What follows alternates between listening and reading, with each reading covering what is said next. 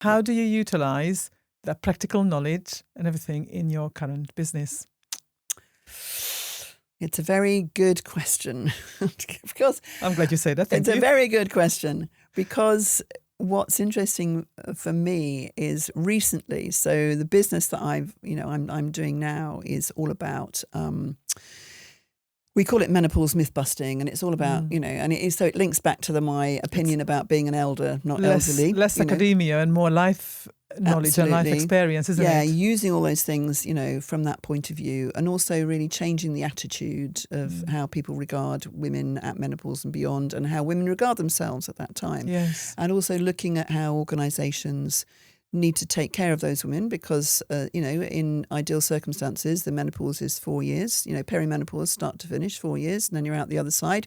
Yeehaw. But the symptoms don't finish just because you don't have any... Yes, they do. Well, I remember when I sort of gone into perimenopause and I spoke to a lady who was in her early 70s and she said she was still having hot flushes. Well, then because she's not hormonally balanced, but people don't talk about that. People say, women, you just have to put up with it. But actually she could have been hormonally back. She could have actually gone and done something about it and she wouldn't have had them.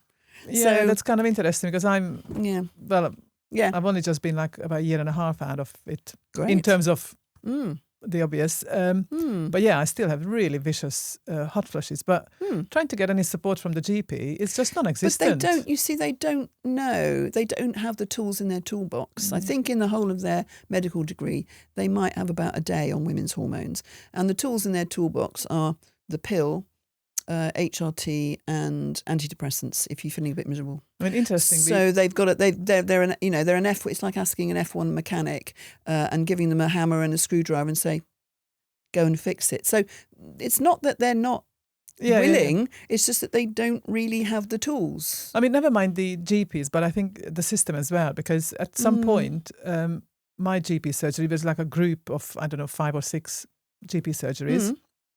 They had a contract with like a telephone GP system. Oh, yeah. And at that point, I actually spoke to a lady, maybe twice, who was specializing in menopausal issues. And then she was doing more and more training. And because that was my question, I was actually sort of signposted to her. So she called me back. Yeah. But then just as we were sort of making some kind of a breakthrough, she said, she's moving on to somewhere else. But then also within a couple of months, the GP stopped their contract with the telephone GP service. So we are just back to the few GPs that are in our surgeries. The GPs are private businesses now, really, and that's how they like run. Universities. That's how they run. Like everything. So what we're saying is that menopause. So it's kind of like it's like quite difficult because I'm thinking about how do I get the word out there? If I've been marketing and PR, you've got a microphone in front of you. I know, but it is almost like if I've done marketing and PR and I've written books on PR and I should know how to do this, right?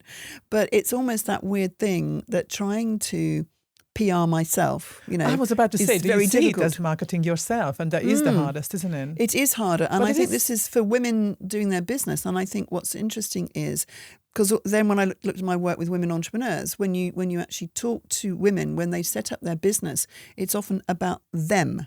Thank you for listening to New Business in Later Life with me, Ildiko Steely, where we say no to slowing down and yes to starting up. Loved what you've heard? Please share it, screenshot it, and tag me on socials. Let's show the world what thriving in later life really looks like and share with a friend who is ready for their next chapter. Please subscribe so you are always in the loop. And if you were ready to stop running on empty and start running on purpose, well, come join us. All the links are waiting in the show notes, including my guests' contacts, the Uncopreneurs Club, and the few tools and services I personally use in my business to help you thrive in yours. Until next time, refuel, refocus, reinvent.